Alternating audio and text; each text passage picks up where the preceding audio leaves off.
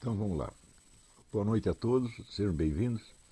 Antes de tudo, eu queria aqui noticiar a vocês que recebemos aqui um aviso de um dos nossos alunos, o Marco Veloso, que informa de um colega de vocês, um aluno aqui do COF, que foi ameaçado de morte por um professor da universidade, não sei se é da Universidade Federal de Goiás ou Universidade Federal de Goiás. Mas nós não temos mais detalhes, ô Marco, você por favor nos envie. Você pode aproveitar a segunda parte, onde vocês enviam perguntas. Você podia nos mandar mais detalhes sobre isso, qual é o nome do aluno, qual é o nome do professor, qual é o motivo dessa ameaça e ver o que nós podemos fazer para ajudar. Tá? Muito bem, então vamos lá. Essa semana eu queria continuar com aquele tema da gnoseologia, mas alguns acontecimentos durante a semana me inclinam a voltar um pouco ao tema do negócio da escola de Frankfurt, porque apareceu um artigo num site chamado Pragmatismo Político, que na verdade é comunismo político, não tem nada a ver com pragmatismo, nem sei por que adotaram este nome, mas em que um indivíduo estranhamente ele dizia duas coisas me pareceram importantes e dignas de alguma discussão, porque refletem confusões que qualquer desse pessoal da esquerda militante pode fazer a qualquer momento. O primeiro é que ele dizia que, por incrível que pareça, o Olavo de Carvalho enxergou marxismo cultural no Jorge Soros.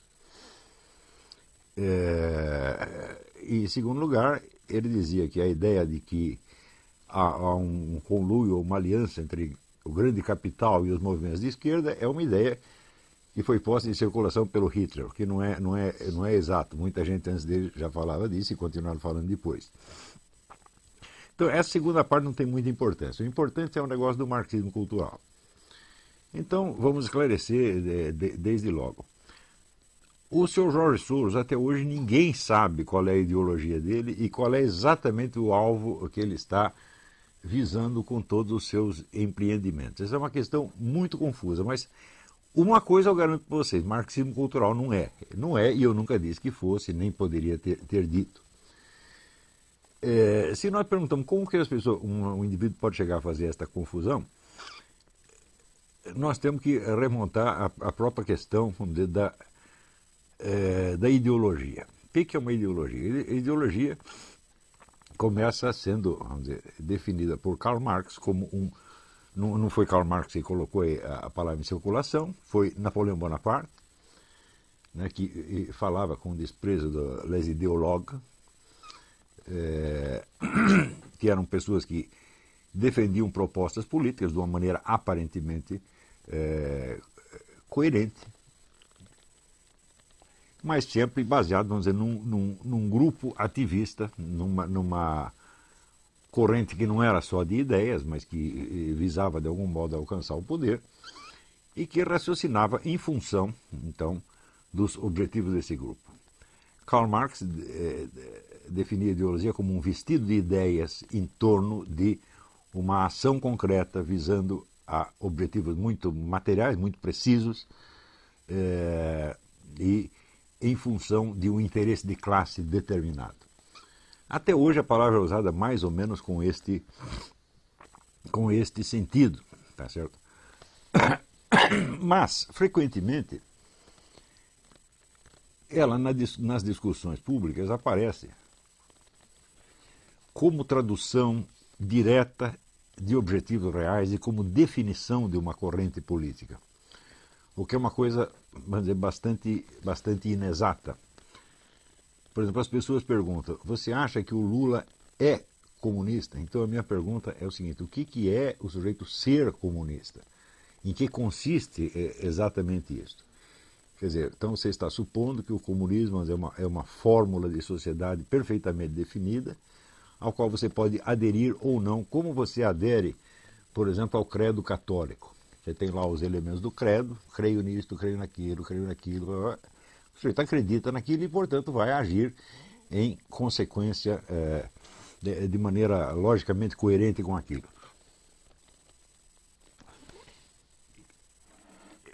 E é claro que esta visão é tremendamente ingênua. Em primeiro lugar, porque não existe uma ideologia comunista, mas muitas diferentes.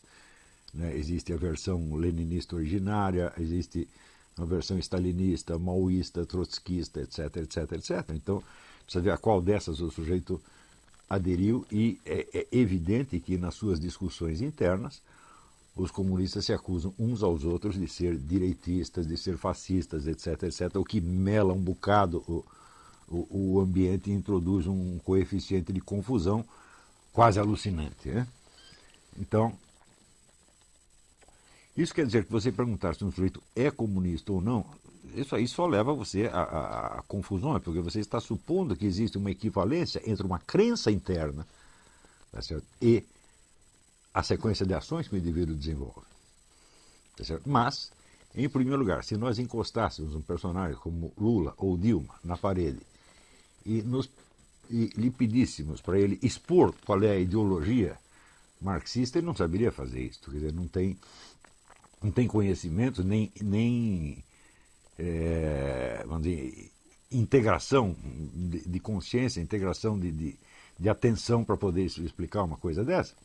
Portanto, o que ele nos daria seria uma série de imagens relativamente confusas. Quando o Lula disse não sabemos que tipo de socialismo que queremos, ele disse uma coisa perfeitamente verdadeira, quer dizer, eles não sabem exatamente para onde estão indo. A única coisa que eles têm certeza é que é o grupo deles que tem que permanecer no poder e dirigir o processo. Tá certo? O que esse grupo vai fazer é uma coisa que é tão indefinida que pode passar desde a ideia de um governo de transição, ou seja, de um governo de acordos, como o próprio Lula disse, logo depois da sua primeira eleição. Ele deu uma entrevista à La Nación dizendo que, em função das circunstâncias, eles tinham sido obrigados a fazer aliança com setores social-democratas e até direitistas, mas que isto seria mais tarde jogado fora. O fato é que não foi jogado fora até agora. Está muito difícil jogar fora. Então, se vocês me perguntarem, o Lula tinha realmente a intenção, vamos dizer, de transcender essas alianças e implantar no país um socialismo? Eu não sei e ele também não sabe. Né?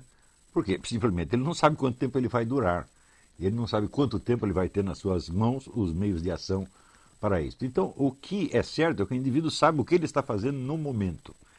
E a visão que ele possa ter do desenvolvimento posterior dos acontecimentos é geralmente nebulosa e contém um coeficiente de flexibilidade quase alucinante. Quer dizer, o governante pode fazer praticamente qualquer coisa, tá certo? E justificá-la em função ou de um hipotético objetivo futuro ou das contingências do momento, tá certo? De modo que você tentar definir os grupos políticos em função do seu rótulo ideológico é uma coisa que sempre falha. Então, a coisa mais ingênua, mais burra que você pode fazer é dizer, olha, existe aqui o grupo comunista, esquerdista, estatista, e aqui você tem o grupo ou liberal, conservador, ou cristão, etc, etc, etc. Porque cada um desses grupos é tão confuso internamente que você tem combinações, como, por exemplo, os libertarians, que em função da sua, por motivos doutrinários, onde para eles, vamos dizer, a liberdade do indivíduo é tudo, eles podem apoiar a política como a liberação de drogas, que é o item número 1 do programa das Farc no momento. Tá certo? Então você vê um monte de liberais, direitistas, anticomunistas, lutando por um objetivo que é o principal, talvez, do movimento comunista na América Latina no momento. Então você vê como essas definições ideológicas elas não nos ajudam de maneira alguma a responder a pergunta fundamental da ciência política, isto é, quem está lutando pelo quê e com que meios e por que percurso. Ou seja, qual é o problema? Qual é o panorama real de disputa pelo poder? É este que é o problema fundamental da filosofia política. Né? Quando Bertrand Russell disse que o conceito fundamental da filosofia política é o conceito de poder, ele estava montado na razão. Depois, quando ele tenta descrever quais são os tipos de poder, ele se mela todo, mas o conceito fundamental, ele acertou. Ele disse que o conceito de poder nas ciências sociais é tão importante quanto o conceito de energia na física. Bom, energia ninguém sabe exatamente o que é, e poder também não é uma noção das mais claras. Eu fiz o que eu podia para esclarecer isso, não fui o primeiro que tratou do assunto, mas uma coisa bastante óbvia é que o poder é uma possibilidade concreta de ação. A possibilidade abstrata todo mundo tem. Se disser, olha, eu quero ser papa, eu digo, bom, eu tenho, teoricamente, todo mundo pode ser papa algum dia, tá certo? Mas, quando eu digo possibilidade concreta, quer dizer que o indivíduo já tem, de algum modo, os meios de ação necessários para perfazer aquela ação e alcançar aquele objetivo. Esta possibilidade concreta é, vamos dizer, a de uma ação cujos instrumentos, de algum modo, já estão na mão do sujeito e que só falta ele acionar aquilo, de algum modo. Sem contar que outros podem ter outros planos e ter outros meios de ação que podem neutralizar, deter ou frustrar esta última. Tá certo? Mas o poder, de qualquer modo, então, podemos definir como uma possibilidade concreta de ação. Se você, isto aí se aplica, vamos dizer, a toda e qualquer ação humana. Por exemplo, você tem o poder de levantar essa cadeira e sair andando. Um paralítico não tem. E assim por diante. Se você é mais forte, você tem a possibilidade de ação concreta de bater no mais fraco e ele não tem a possibilidade de bater em você. Se você é mais rico, você tem a possibilidade de subornar um adversário e ele não pode suborná-lo de volta. Então, tudo isso são meios de ação. Quando nós falamos, vamos dizer, de uma ação ou de um poder político, nós estamos nos referindo a meios de ação que consistem em levar os outros a fazer o que o agente quer, de alguma maneira. De tal modo que esses outros ajam sobre a sociedade toda. Tá certo? Então, há um agente primeiro, que tem os meios de ação, há uma rede de agentes secundários, que são os seus instrumentos, e, por fim, você tem a sociedade inteira, que é o objeto sobre o qual esta ação vai incidir. Então, se o problema fundamental é saber quem tem o poder, quem está disputando o poder, quais os meios de ação que estão usando e qual o percurso a seguir, então a coisa mais evidente do mundo é que não dá para responder isso nos termos da ideologia. Não é isso? Então, o que você vê na realidade é uma mescla, tá certo, de planos globais, que eu já expliquei no debate com o professor Dugin, e até hoje ninguém desmentiu que seja assim, nem dá para desmentir porque é realmente assim, onde você identifica 3 grupos. E nenhum desses 3 grupos se define por uma ideologia explícita. Quando eu falo de um grupo russo-chinês, por exemplo, nós sabemos que a Rússia está numa fase de transição entre o que era o comunismo e o que é alguma outra coisa que vem a seguir que ninguém sabe exatamente o que é. Do mesmo modo, na China, você tem um esquema de poder que ainda é o mesmo do tempo do Partido Comunista, mas que agora se apoia sobre uma economia francamente capitalista. Então você tem um regime socialista com uma economia capitalista, tá certo? E você tem em volta uma série de países satélites, dos quais alguns estão loucos para se livrar do resíduo comunista, mas que, por outro lado, têm os seus, vamos dizer, as suas velhas alianças no mundo eurasiano e não desistiram dela completamente. Então, eu digo, qual é a ideologia desse bloco? Hã? Se alguém me disser, eu dou um doce para quem disser qual é a ideologia. Nós vemos um esquema de ação muito, muito claro, tá certo? Que vagamente nós podemos chamar de eurasiano. Porém, na política concreta, por exemplo, do Vladimir Putin, eu não vejo eurasianismo nenhum. Eu vejo um projeto de restaurar o antigo Império Russo, usando talvez um discurso ideológico eurasiano como justificativa ou como meio de seduzir uma militância, ou coisa assim. É muito difícil você acreditar que milhões de chineses vão se sacrificar pela glória do Império Russo.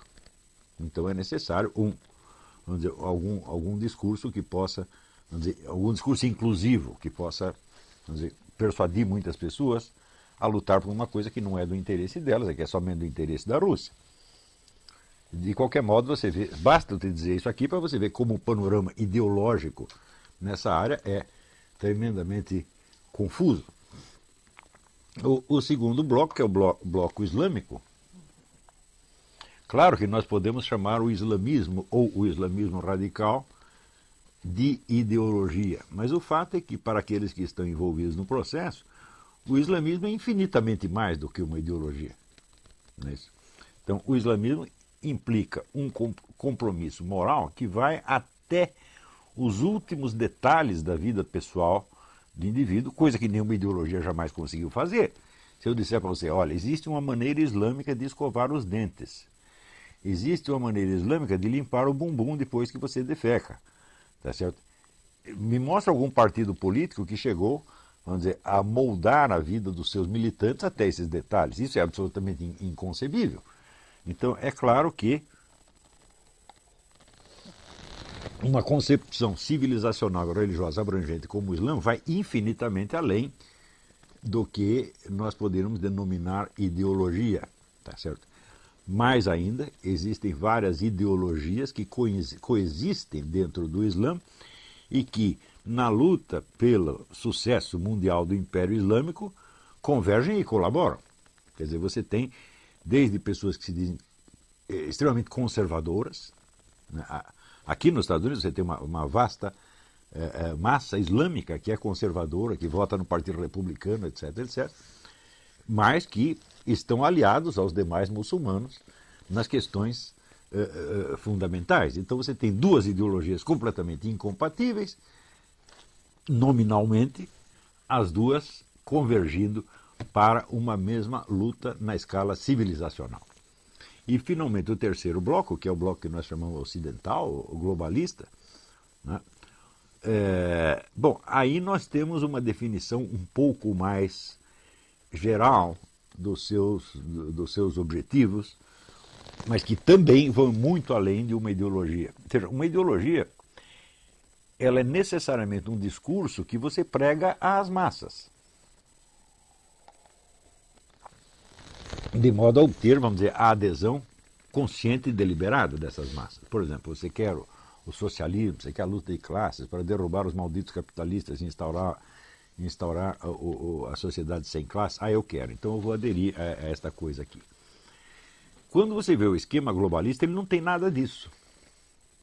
Você não tem aqui um programa globalista claro e inequívoco que seja oferecido às multidões para que elas possam aderir à coisa. Ao contrário, você tem todo um leque de discursos ideológicos diferentes, dirigidos a grupos diferentes, que aderem em função dos interesses específicos do seu grupo.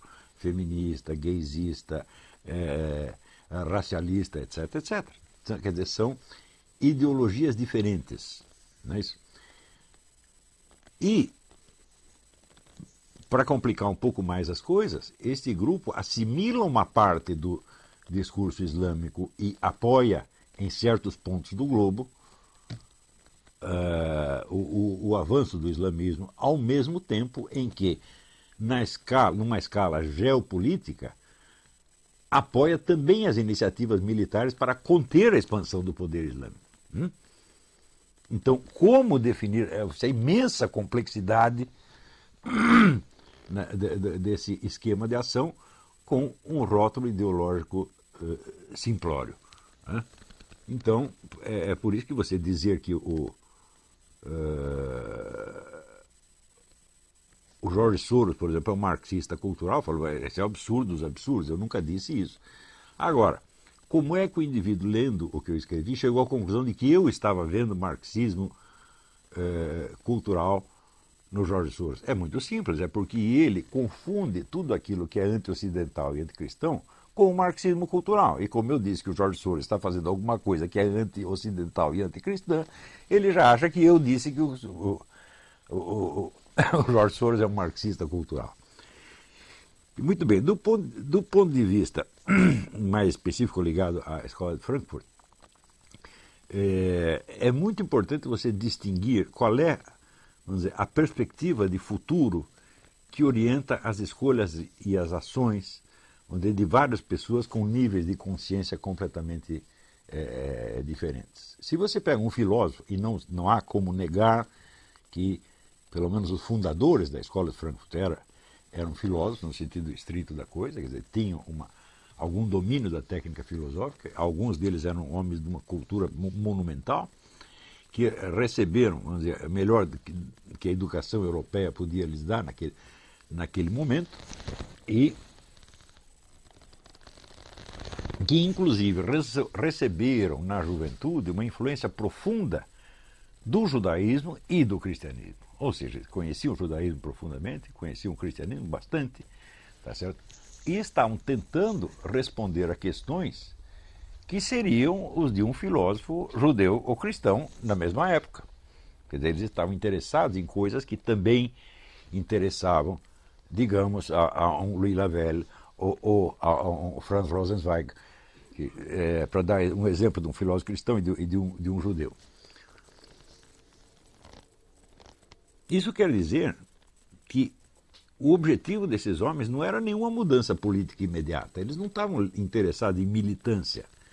Ao contrário, um dos compromissos fundamentais da Escola de Frankfurt foi não se meter com o Partido Comunista de maneira alguma, tá certo?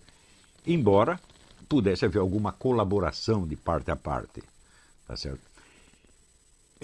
Os membros da Escola de Frankfurt, Horkheimer, Adorno, Leo Löwenthal, todos eles queriam preservar a sua liberdade intelectual, porque eles estavam interessados em questões filosóficas de verdade e não podiam assumir um compromisso de rezar segundo a cartilha de um marxismo vulgar que estava sendo disseminado para a Europa inteira e que era um alimento intelectual para retardados mentais. Eles não podiam se comprometer com isso. E se você comparar, por exemplo, você pega os escritos do Theodor Adorno sobre arte e depois você compara com o Manual de Marxismo-Leninismo do Otto Kuusinen, que era o texto oficial da União Soviética, então há uma distância que é mais ou menos como se fosse, sei lá, do Roger Scruton para o Paulo Giraldelli, tá, a diferença de nível é essa. E quando eu digo que os camaradas eram filósofos de verdade, isso significa que eles estavam interessados nas questões mais profundas e mais difíceis, não só da filosofia no sentido acadêmico, mas da vida humana em geral. E, portanto, isso quer dizer que eles se defrontavam com o problema da morte e do objetivo último da existência. Todos eles se defrontaram com isso, né? Então, não eram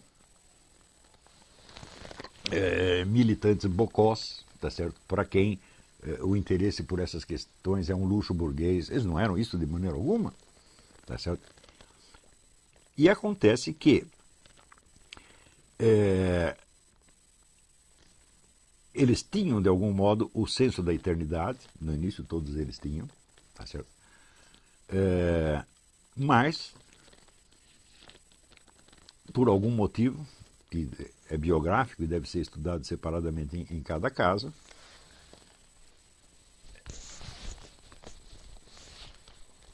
não tinham a fé no juízo final e na conquista da eternidade. Mas, vamos dizer, o buraco aberto pela fuga da eternidade permaneceu ali. Quer dizer, para onde está indo a humanidade? Né? Tem uma frase de Hegel que calou muito fundo em todos eles, que é: quando examinamos o panorama da história universal, tudo o que vemos são ruínas. Então, eles viam esse imenso amontoado de ruínas e, sinceramente, não acreditavam que nada melhor fosse aparecer para diante, exceto ruínas. E, justamente em função disso, eles achavam que não havia nada positivo ao qual se pudesse aderir. E que a única função deles era continuar exercendo a sua análise crítica, a mais ousada e radical possível, sobre tudo que existisse. Então estavam literalmente realizando o programa, que não foi o da ideologia marxista, mas foi o do Marx jovem, que era a crítica radical de tudo quanto existe. Ora, se você está empenhado na crítica radical de tudo quanto existe, você não está empenhado na construção do socialismo, porque você também não acredita em socialismo. O socialismo é apenas, vamos dizer, uma etapa a mais da grande autodestruição universal. Mas, como eles só viam autodestruição para tudo quanto é lado, eles acreditavam também no preceito de Hegel sobre o trabalho do negativo, quer dizer, aprofundando a autodestruição, aprofundando a crítica corrosiva, pode ser que surja alguma coisa mais interessante pela frente, ou pelo menos nos livramos, vamos dizer, daquela parte dos horrores que nós já conhecemos e sabemos como funciona. Então, coisas como, por exemplo, quando você fala de Herbert Marcuse, e ele fala da libertação do Eros, ele não está vendo isso como uma perspectiva utópica de que nós destruímos o capitalismo, então libera o Eros de todo mundo e todo mundo vai cair na gandaia e vai ser uma maravilha. Ele não era um idiota para pensar uma coisa dessa. A liberação do Eros fazia parte do mesmo processo de autodestruição e ele sabia disso. Mas, de algum modo, eles tinham assumido, vamos dizer, também o lema que foi, vamos dizer, do primeiro jornal onde Marx escrevia, que era Vorwärts, para diante, vamos para frente, vamos aprofundar a destruição e vamos, não sei o que vai dar. Esse é o espírito da escola de Frankfurt e é evidente que isto dá um reforço muito grande a qualquer movimento político que esteja a fim de destruir alguma coisa.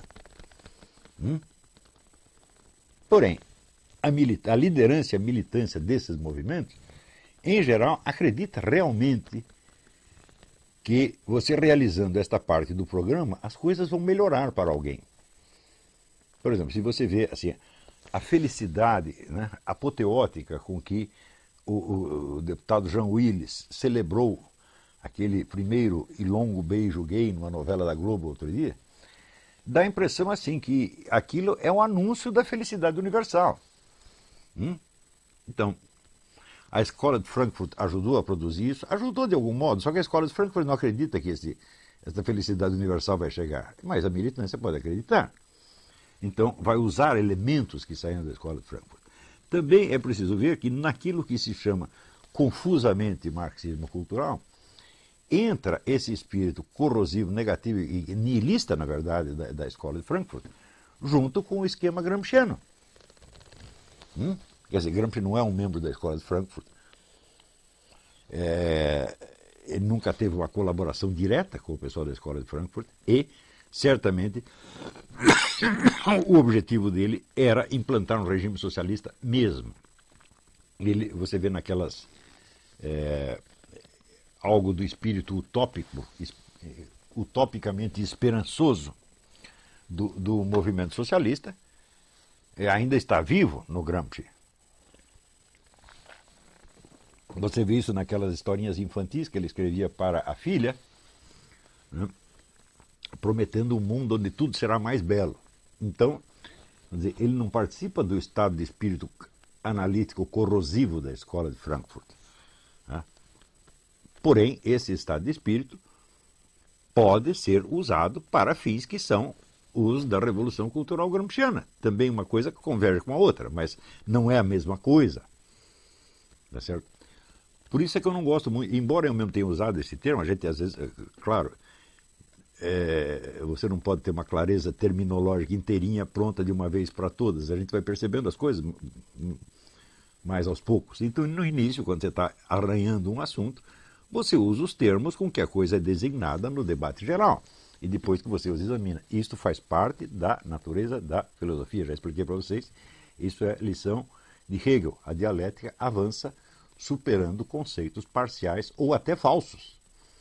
Mas você tem que usar os conceitos parciais porque são os únicos que você tem e são aqueles que são usados no debate público. Novamente, eu lembro que só existe uma dialética onde existe uma retórica antes. Então, o que é uma retórica? É uma arte da persuasão. É uma maneira de induzir as pessoas a fazer algo que você quer que elas façam. Então, o argumento retórico ele não é verdadeiro nem falso, ele tem que ser persuasivo. Ele pode coincidir com a verdade, pode coincidir com o erro. A retórica não visa enganar as pessoas, mas também não visa lhes dizer a verdade. Então, visa apenas a induzi-las a uma determinada ação.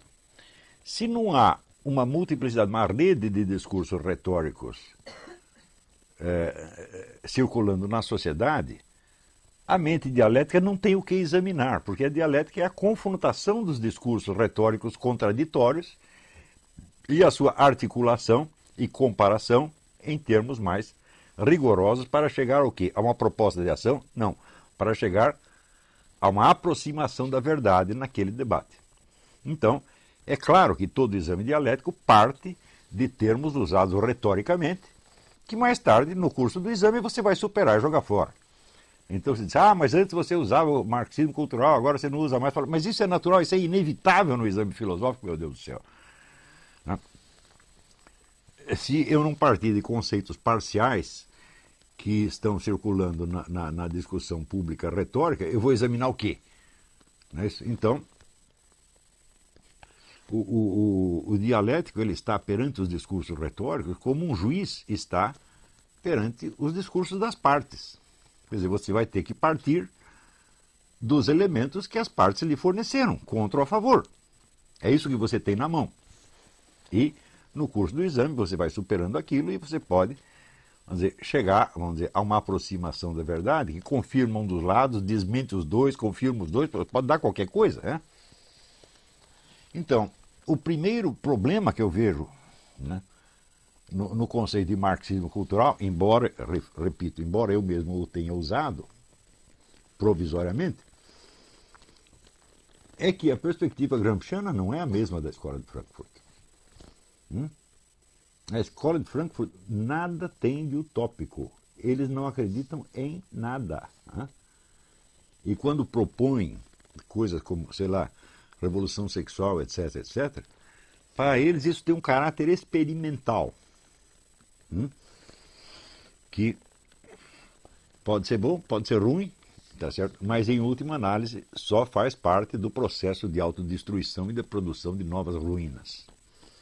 Ao passo que em Gramsci existe ainda o forte elemento da esperança utópica.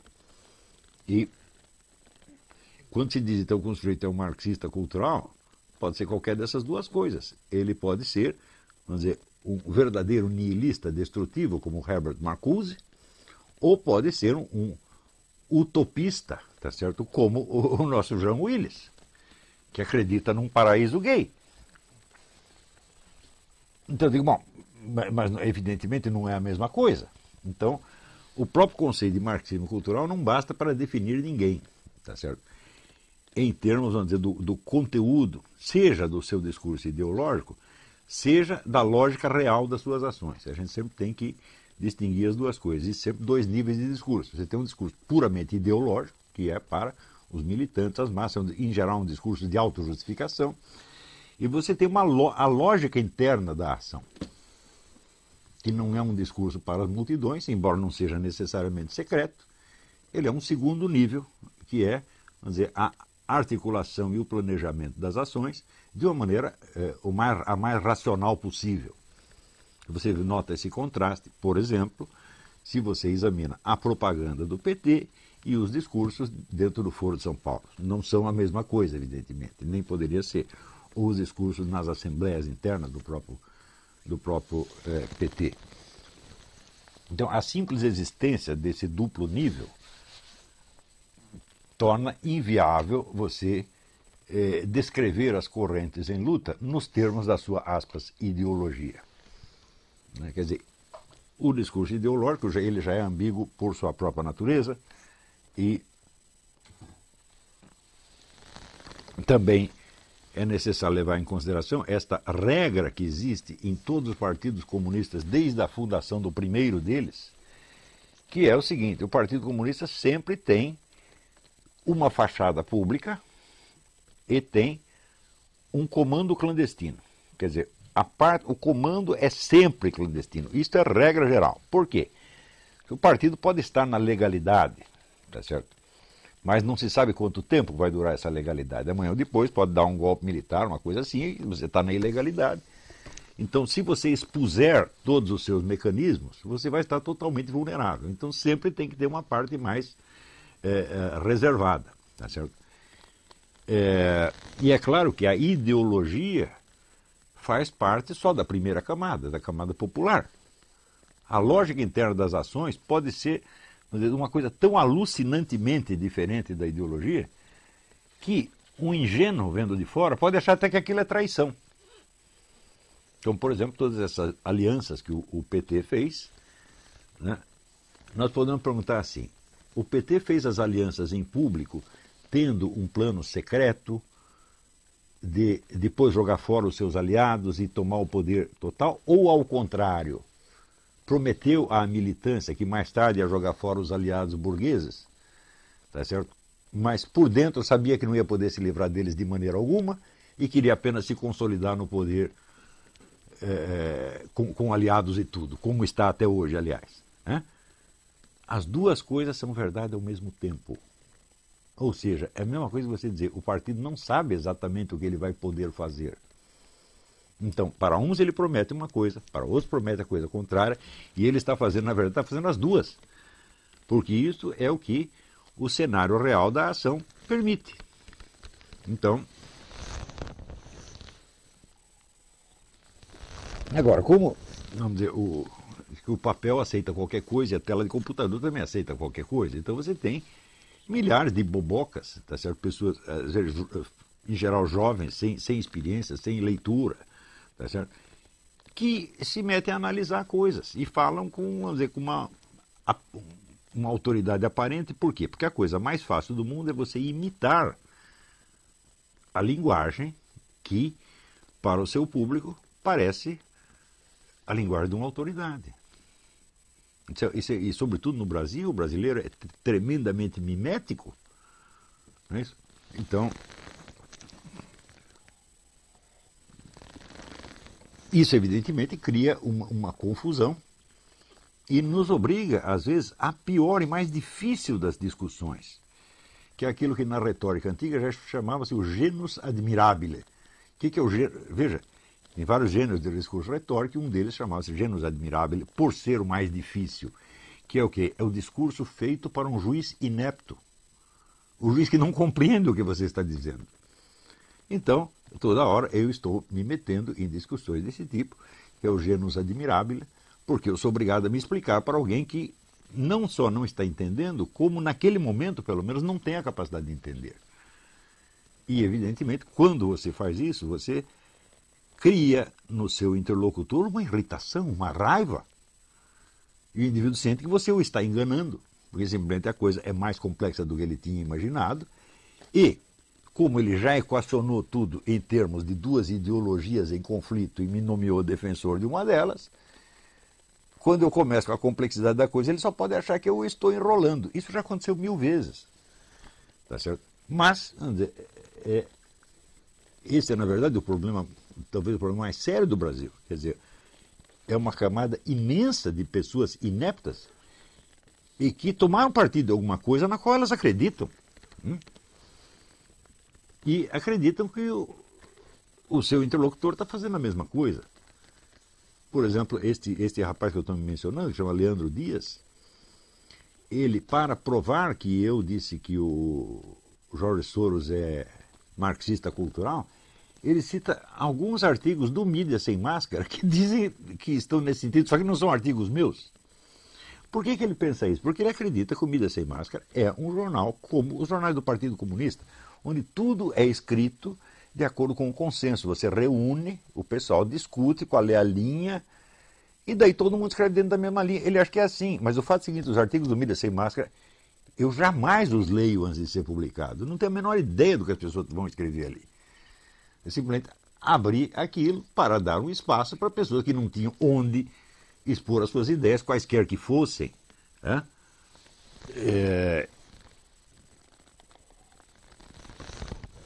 Então, eu falo, bom, no Mídia Sem Máscara, quando você tem uma impressão de pluralismo, não, o pluralismo existe mesmo, ele é real, ele não é uma camuflagem de uma linha secreta que nós estamos defendendo. Tá certo? Mas até essa complexidade já pode parecer excessiva para determinados interlocutores que estão acostumados. Olha, aqui temos nós com a nossa classe proletária, na qual não tem proletário nenhum, e do outro lado tem a classe burguesa, onde também não tem burguês nenhum, e eu defendo essa ideologia, ele defende aquela ideologia. Bom, isso faz parte, evidentemente, da discussão retórico-publicitária vulgar e não tem absolutamente nada com aquilo que eu estou querendo fazer. Quer dizer, eu estou fazendo um esforço monstro, gastando todos os meus neurônios para ver se eu entendo realmente o que está acontecendo, quem está lutando pelo quê e no que vai dar isso pelos próximos anos. E tentando formar um grupo de pessoas para que se capacitem para fazer esse tipo de análise. Por quê? Se você não tem numa sociedade de 200 milhões de habitantes como o Brasil, se você não tem pelo menos 50 pessoas capazes de fazer essa análise, o país está ferrado. Aquilo vai ser um jogo de cabra cega, como está sendo no momento. É isso? Onde, veja, por um lado, as pessoas se queixam de que estão sendo submetidas a um governo totalitário, e por outro lado, se queixam de que está tudo um caos. Digo, mas se está tudo um caos, quer dizer que ninguém manda. E se ninguém manda, então não pode ser totalitário. Mas acontece que existe essa tendência totalitária, essa tendência caótica ao mesmo tempo, e existe ainda a possibilidade de o esquema totalitário tentar se aproveitar do caos e a possibilidade de o caos diluir os planos da minoria totalitária. Tudo isso pode acontecer e está acontecendo. E mais ainda, está acontecendo com uma velocidade impressionante que torna difícil você acompanhar essas mudanças. E eu confesso que, à medida que o tempo passa, eu me sinto cada vez mais incapaz de fazer isso sozinho. Precisa mais gente.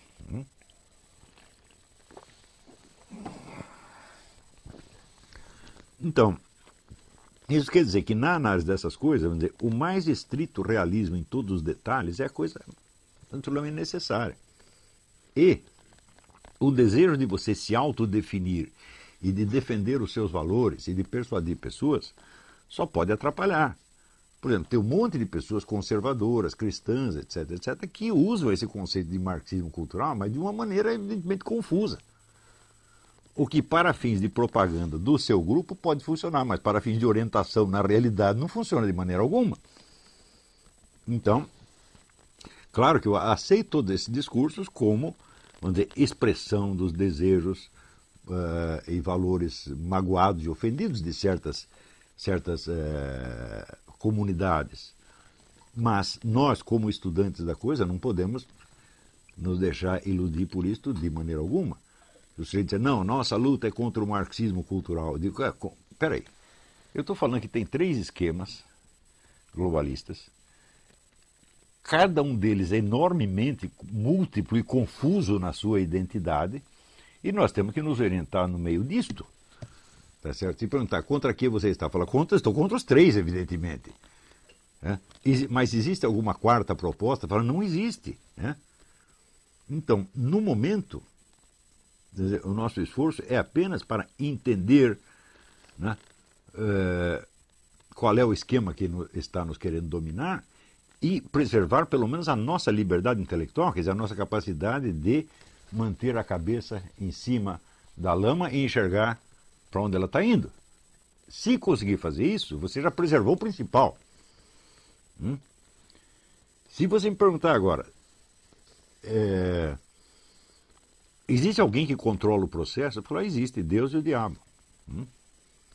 O diabo dá um palpite, Deus mexe o pauzinho para encaminhar para outra direção, e nós não entendemos nem o que um nem o que o outro está fazendo. Agora, existem agentes humanos, existe o governo secreto? Não, existe uma presunção de governo secreto. Mas se você for ver direitinho, por exemplo, a ideia de um governo mundial, na década de 20, 30, 40, os caras já estavam planejando um governo mundial para a década de 80. E não chegou até agora. Quer dizer, já está 3 ou 4 décadas atrasado. Então isso quer dizer que eles não têm aquele poder diretivo que eles gostariam de ter. Também, vamos dizer, a própria questão da possibilidade de você dirigir o curso da história, essa é uma coisa que preocupou profundamente os próprios membros da escola de Frankfurt, e eles não têm resposta para isso. Então, veja, você ter poder sobre determinadas pessoas é uma coisa, e você ter poder sobre o curso das coisas é outra completamente diferente. Nem sempre aquele que domina muitas pessoas tem o poder de determinar o curso das coisas. Né? Esses são elementos completamente diferentes, mas praticamente não há discussão política na qual não surja a confusão entre esses dois fenômenos totalmente diferentes. O sujeito acha que aquele que domina as pessoas está dominando, dominando o processo. Eu digo, isso é inteiramente absurdo. Né? Mas, na verdade, quando você vê os discursos de autojustificação desses grupos globalistas, eles se esforçam ao mesmo tempo por dar a impressão de que dirigem o processo e por dar a impressão de que eles nem existem. Então, só de você se orientar no meio desta contradição já é uma coisa terrível. Por exemplo, você vê, quase que diariamente, você vê discursos de que não, nós temos agora problemas de escala global que não podem ser resolvidos nas esferas das respectivas soberanias nacionais, portanto, nós temos que acabar com as soberanias nacionais e governar tudo desde a ONU. Os caras dizem isso e no instante seguinte, se você fala de governo global, eles riem na sua cara. Ele está dizendo governo global, isso é teoria da conspiração. Então, quer dizer, existe uma confusão, em parte proposital, tá certo? E em parte uma confusão autêntica que está na própria cabeça deles, porque você imagina que a cabeça de um agente globalista que se pergunta até onde nós temos o poder de dirigir essas coisas. Ele também não sabe. Né? Por exemplo, se vocês lerem o livro The Windswept House, o livro do Malachi Martin, né? Ele mostra como já nas décadas de 80, 90, havia a ideia de diluir a identidade própria da Igreja Católica e transformar a Igreja Católica numa espécie de gerência geral das religiões. Uma espécie de unidade transcendente das religiões administrada desde Roma. Essa era a ideia. Então, agora imagine que você é o Papa. E os caras te propõem isto. Eu digo, muito bem, você pode, num primeiro momento, ficar escandalizado, falar, não, eu sou o Papa da Igreja Católica, só a Igreja Católica tem os meios de salvação, eu não quero misturar a minha igreja com essas falsas religiões, ou falsas revelações. Isso é um lado, isso existe. Por outro lado, ele diz, bom, aqui nós temos duas opções. Ou eu aceito essa brincadeira, ou eles jogam todas contra nós e acabam com a gente. E existe sempre a possibilidade de eu assumir este jogo e virar a mesa depois. Ou seja, ganha todo mundo para a Igreja Católica. Existe essa possibilidade também. O que você faria se fosse Papa? Eu, graças a Deus, não sou Papa e eu não estive com esse problema na minha mão e não tenho como resolvê-lo.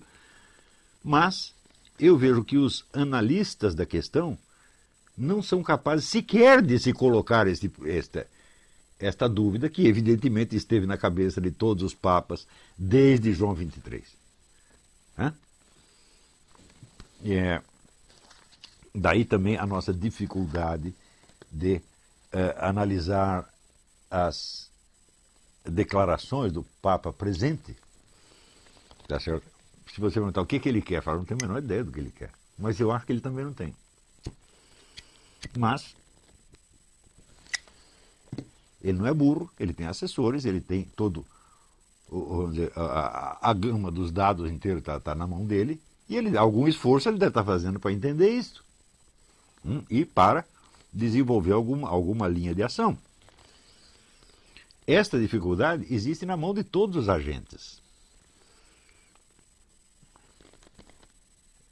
Qualquer que seja o caso, os nomes das correntes ideológicas nunca servem para você descrever um curso de ação real, embora eles sejam um componente inevitável. Porque tem gente que, quando a coisa fica um pouco confusa, ele diz, não existe mais esquerda nem direita, não existe mais comunismo. Claro que existe. Eles não são, vamos dizer, os esquemas gerais articuladores da coisa, mas eles são elementos que estão lá presentes. As ideologias não descrevem o panorama real, mas são elementos presentes no panorama real. Então, vamos dizer, o desejo urgente de se autodefinir, de tomar partido, eu entendo que é um desejo legítimo, sobretudo da parte de representantes de grupos que foram ofendidos, ou que são perseguidos, etc. Tudo isso é moralmente legítimo, tá certo? Mas intelectualmente tudo isso não significa nada. E eu certamente não fiz este curso para criar mais militantes do que quer que seja, nem mesmo das causas mais nobres do universo. Né? Porque militante nunca falta. Sujeito para tomar partido e sair falando, tem montes. Você não precisa fazer o seminário de filosofia para fazer uma coisa dessa. Né?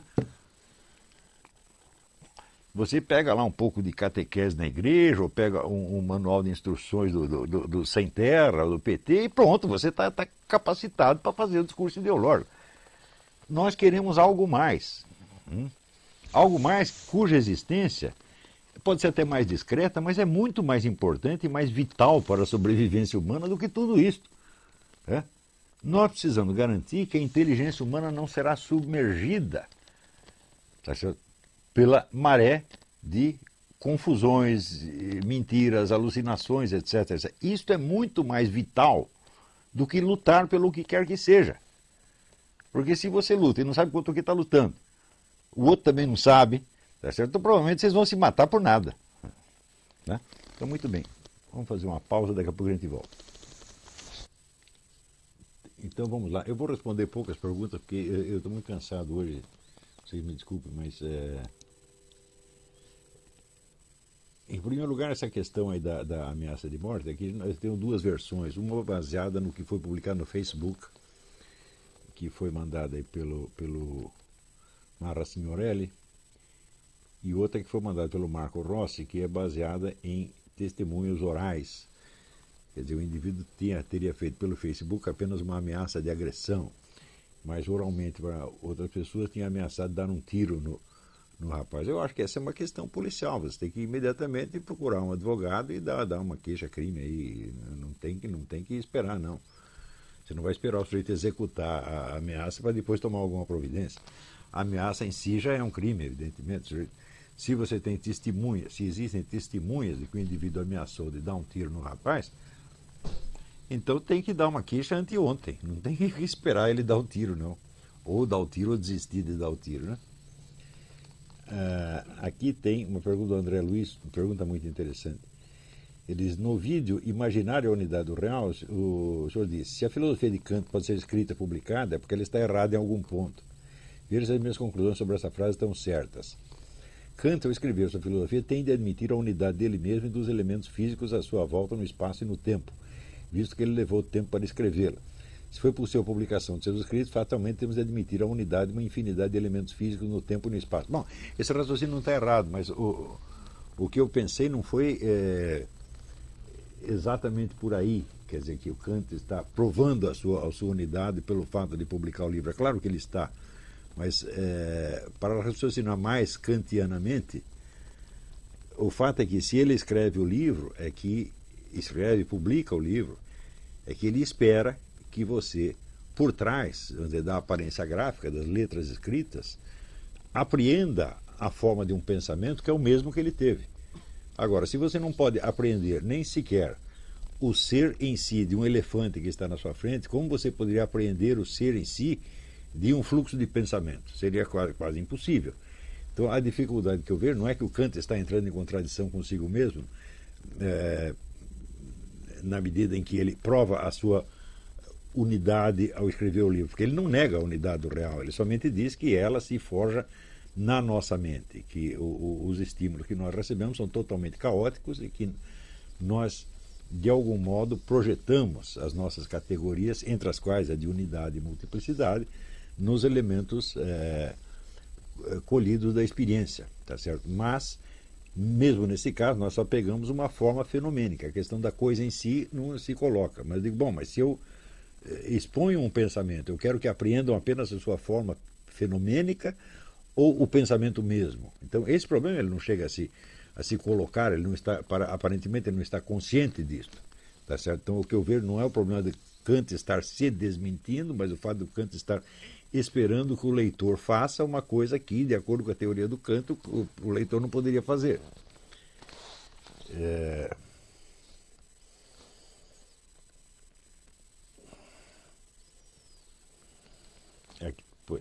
Depois eu passo a falar sobre a imaginação e sobre como ela articula os dados dos sentidos no mundo. o senhor aí não está repetindo o que o Kant disse, que o mundo é construído dentro de nós. Bom, é evidente que a imaginação faz um trabalho de articulação dos dados do real.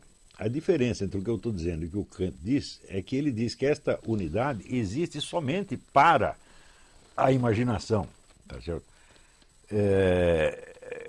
Ou seja, ele parte do sujeito cognoscente como se este fosse, vamos dizer, o centro da questão. E eu me pergunto o que me possibilitou ser um sujeito cognoscente, o que me possibilitou ter as categorias de percepção e de pensamento que eu tenho. E eu vejo que tudo isso aí já tem, na sua raiz, uma relação com o mundo físico que nos rodeia. Ou seja, as nossas categorias de pensamento não estão no nosso cérebro. Aliás, se fala que está no cérebro, o cérebro também é apenas uma parte do mundo físico e é uma percepção que eu mesmo tenho do meu mundo físico, de maneira que a coisa entra num círculo vicioso. A imaginação faz sim esse trabalho, mas você não articula as coisas pela pura força da sua imaginação. Você joga sempre com elementos que você colheu do próprio mundo exterior. Por exemplo, as direções do espaço. Tá certo? Se as direções do espaço fossem somente uma forma da nossa percepção, então elas poderiam ser somente percebidas, quer dizer, você não poderia se deslocar efetivamente dentro delas. Tá certo? Elas aqui se deslocariam dentro de você de alguma maneira. Então essa é uma das partes que eu acho que no Kant está muito mal explicado a coisa. Mas a função articuladora e unificante da imaginação eu não posso negar, porque isso é o óbvio dos óbvios. Ele diz, daí o senhor diz que não é possível ter um conhecimento intuitivo da unidade do real, mas uma demonstração por absurdo. Bom, de fato é possível ter uma demonstração por absurdo, mas a demonstração pouco significa. Eu acredito que a unidade do real ela é um pressuposto de qualquer conhecimento que você tenha. Tá certo? Então, ela não pode ser um objeto de conhecimento na medida que é um pressuposto. Ou seja, você pode reparar nela de maneira transcendental, como diz o Kant, quer dizer, você retroage sobre a experiência, examina as condições da experiência e vê que essa unidade do real está dada lá. Não como uma categoria de pensamento, mas como um traço inerente ao próprio mundo externo que, por assim dizer, imprime em nós essas categorias, como imprime as direções do espaço. As direções do espaço são uma coisa que tem que ser, vamos dizer, aprendida desde a infância. Você tem que adaptar o seu corpo a um esquema espacial dentro do qual ele se move. Tá certo? E não somente um esquema que está na sua mente. Então, a possibilidade de você articular o seu movimento, né, com as direções do espaço prova que elas não são apenas uma forma da nossa percepção. Elas são também uma forma da nossa percepção, mas não podem ser só isso.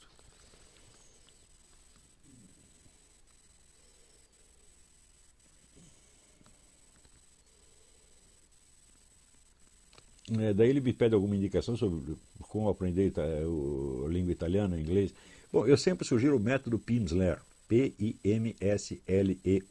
Eu acho o melhor método de aprendizagem de qualquer idioma. Agora, eu acredito que para você importar isso aí para o Brasil, sempre você vai ter algum imposto de importação, vai sair um pouco mais caro do que se você estivesse aqui. Mas, de qualquer modo, não é assim, nenhum absurdo. Você pode ir comprando fase por fase do curso, né?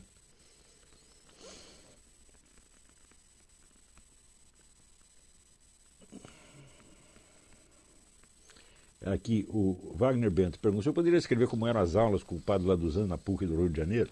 O padre Laduzan tinha um método muito característico. Ele colocava uma questão, ele primeiro articulava uma questão, depois ele abordava essa questão desde o ponto de vista das várias escolas de filosofia, desde o começo dos tempos, assumindo aquela posição como se fosse a dele. E no dia seguinte ele fazia a crítica daquilo desde o ponto de vista de uma escola subsequente.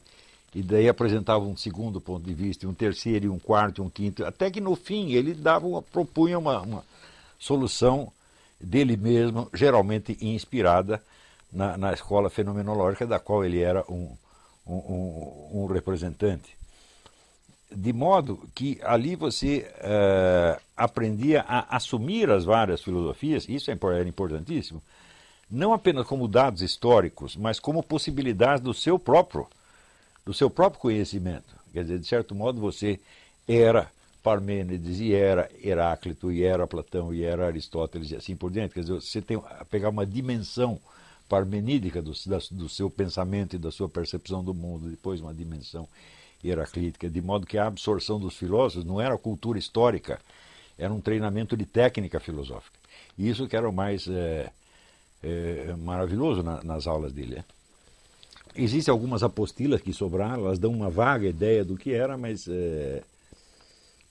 ele não documentou muito bem o ensino que ele deixou. E, além disso, a escrita dele é um pouco dura, porque o português não era a língua originária dele. E no oral ele compensava muito bem isso. Se não dava certa frase de um jeito, ele fazia de outro, e no escrito não dá para fazer isso.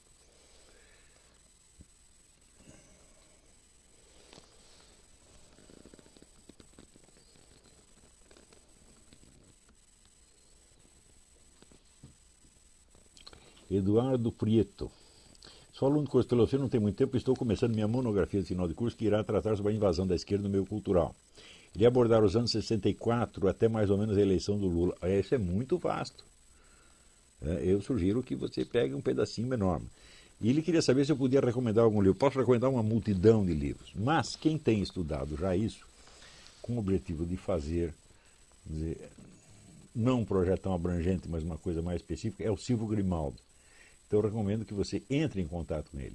A bibliografia disso ela é imensa, mas você não tem nenhuma obra de conjunto sobre isso. Se você procurar, por exemplo, uma história da esquerda guerrilheira, você tem o livro do Luiz Mir, tá certo? E sobre a militância esquerdista na cultura, você tem um livretinho da Heloísa Buarque de Holanda. Existem muitos outros livros sobre isso, mas todos eles só valem como documentos. Quer dizer, nenhum livro científico que você possa tomar como base. Você tem muitas narrativas de porta-vozes da esquerda. O próprio livro do Zuenir Ventura, 1968, o ano que nunca acabou, é muito importante. São depoimentos de personagens, de agentes históricos que dão lá, contam a história pelo seu ponto de vista. Então serve como documentos. Entre a abordagem deles e a sua, vai haver uma grande diferença. É a famosa distinção entre o discurso do agente e o discurso científico, o discurso do observador científico. Mas entre em contato com o Silvio Grimaldo e ele vai te ajudar nisso aí. Aqui, o Guilherme de Berredo Peixoto envia um comentário, que não vai dar tempo de eu analisar isso aqui, mas eu vou ler o comentário dele inteiro. Podemos deixar para pensar nisso mais tarde. A respeito do seu comentário no assunto geocentrismo versus heliocentrismo, na aula retrasada, gostaria de fazer algumas observações úteis. O sentido imediato da descrição heliocêntrica ou geocêntrica é de uma descrição cinemática. Cinemática é pura descrição de um movimento sem levar em conta as forças que estão por trás desse movimento. É o mapeamento do movimento. Então, no contexto da física, dizer que a Terra gira em torno do Sol é dizer algo sem sentido, pois falta referência. Está correto, pois, dizer que a Terra gira em torno do Sol em relação ao Sol. É óbvio que, então, não é nem um pouco menos correto afirmar que o Sol gira em torno da Terra em relação à Terra. As duas afirmações são corretas e não se contradizem, de modo que, se considerarmos esse escopo puramente cinemático, geocentrismo e heliocentrismo são verdadeiros simultaneamente. Creio que é natural dar razão ao heliocentrismo sempre que adotarmos outra camada de significado diferente do aspecto cinemático. Nesse sentido, ambas as concepções, heliocentrismo e geocentrismo, são definidas nos seus aspectos dinâmicos. Quer dizer, a dinâmica vai em contra às forças que geram o movimento. Para efeitos de simplicidade matemática, é conveniente adotar sempre o Sol como sistema de referência. Em outras palavras, é o Sol e não a Terra a referência mais adequada a ser tomada. Também é o Sol a referência mais adequada a ser tomada do ponto de vista da mecânica newtoniana. A mecânica newtoniana é formulada através de leis que tomam como referência um referencial inercial. Referencial inercial é aquele em relação ao qual um corpo pequeno e livre de qualquer influência externa permanece em repouso ou em movimento retilíneo uniforme. Na prática é impossível achar um referencial inercial, mas isso é outro assunto. Para efeito da descrição do sistema solar, o Sol se aproxima muito mais de um referencial inercial do que a Terra, isso é óbvio. Só que a mecânica newtoniana já foi superada pela relatividade geral. Então há também esse novo aspecto a ser adotado no enfrentamento dessa questão. Um dos princípios fundamentais da relatividade geral é a invariância por transformações gerais de coordenadas. Isso significa, em linguagem simples, que o referencial inercial não tem nenhum privilégio na descrição dinâmica de um fenômeno. Todos os referenciais são equivalentes. Em suma, de acordo com a teoria mais moderna sobre o sistema solar, já consagrada pelas observações, etc., dizer que a Terra gira em torno do Sol não é rigoroso definitivamente mais correto do que dizer que o Sol gira em torno da Terra.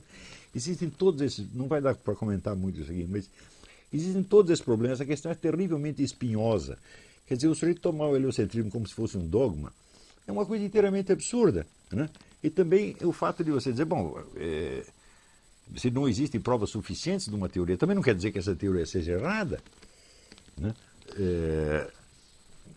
Você vê, por exemplo, só para dar um exemplo, quando Einstein propôs, isso é coisa que pouquíssima gente sabe, quando Einstein propôs a constância da velocidade da luz, ele não sabia que isso existia. Ele escreve, eu não lembro a frase literal, mas era mais ou menos o seguinte. Ele diz, eu proponho isso nem mesmo como uma hipótese, mas como uma decisão de livre vontade. Ou seja, eu determino que a velocidade da luz é igual sempre e que ela é a constante. E daí vamos ver o que dá, vamos fazer o cálculo baseado nisso para ver se dá certo. Depois, mais tarde, apareceram meios de medir isso e viram que aquilo era realmente assim. Mas ele não sabia, né? Então, em ciência, todas essas coisas podem acontecer. Quer dizer, o próprio sujeito não tem prova da sua teoria e ele enuncia assim mesmo, mas depois aparecem as provas. Tá certo? Então, bom, eu só li isso aqui para dizer que você receber de maneira emocional uma afirmação como essa é coisa realmente de gente analfabeta que não acompanha as discussões, né? Muito bem, eu acho que hoje eu vou parar por aqui, tá?